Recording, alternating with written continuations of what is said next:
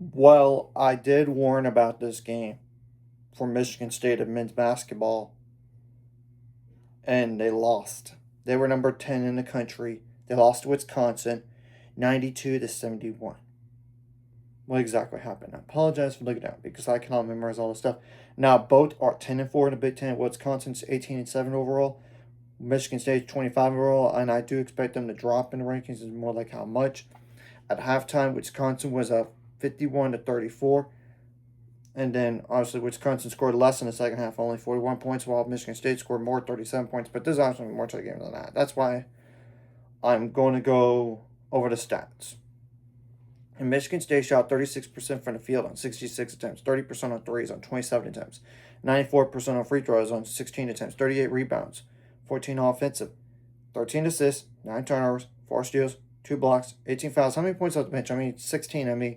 Kurt Tang with 12, Cam Ward with 4, 4 double-digit scores literally combined for Jordan Scott with 11 points, Cohen Carr with 19 points, so 30 already. Jeremy Fears had 14, and he was very inefficient tonight. 3 for 12 shooting, but had 12 assists, so a double-double right there. It's just scoring-wise was not that efficient. That's 30, 44, and then 12 from Kurt Tang, which is 56 points, and one player scored 6 more points this game was Carson Cooper. And he is a double-digit scorer, but it's like 10 points per game to be exact. Now, Wisconsin had how many bench points? Brandon Carrington with 9. Austin Rapp with 7, so 16 already. Zach Kanziger with 2. And Jack Janicki with 3. So 16 plus 2, that's 18 plus 3, that's 21 points. And literally, 3 double-digit scores in this game to combine for 2 players actually had 20 more points. Nick Boyd with 29 points, John Blackwell with 24 points. So that's 53 right there already. And then Noel Winter had 10. That's 63 points, and 3 players scored 6 more points this game. Had like Andrew Rode or Rody, Rohde had 6. Austin Rapp had 7, and Brandon Carrington had 9. So 16 plus 6, that's 22 points. And Wisconsin shot the ball better from the field and the three-point line, but not on free throws. 48% from the field on 62 attempts, 43% on free throws.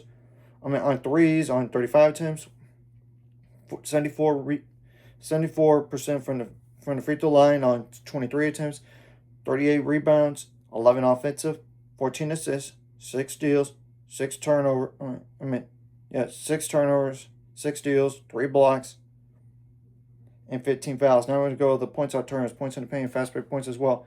Points on turnovers favored Wisconsin this game, 21-7. Fast break points favored Michigan State actually, 24-10. However, points in the paint favored Wisconsin, 28-14. So what's the next? Let's just say the rest of the season here is that close. Now, February 17th, you got UCLA at home. They're fighting for NCAA tournament lives. Don't sleep on them. Then you got Ohio State at home, February 22nd. Yeah, they're fighting for NCAA tournament lives. You got to go on the road to Purdue, February 26th. You got to go on the road to Indiana, March 1st. They're kind of fighting for more like positioning for the NCAAs. If not NCAA tournament lives, then you got Rutgers at home. I don't think you should lose that game, March 5th. And March 8th, you got going to your rival as in Michigan. Yeah, so the Michigan State, its schedule is not necessarily easy. Like Michigan, obviously, Indiana, Purdue, and then 2 teams that try to fight, 2 other teams that are trying to fight for the NCAA tournament a little bit.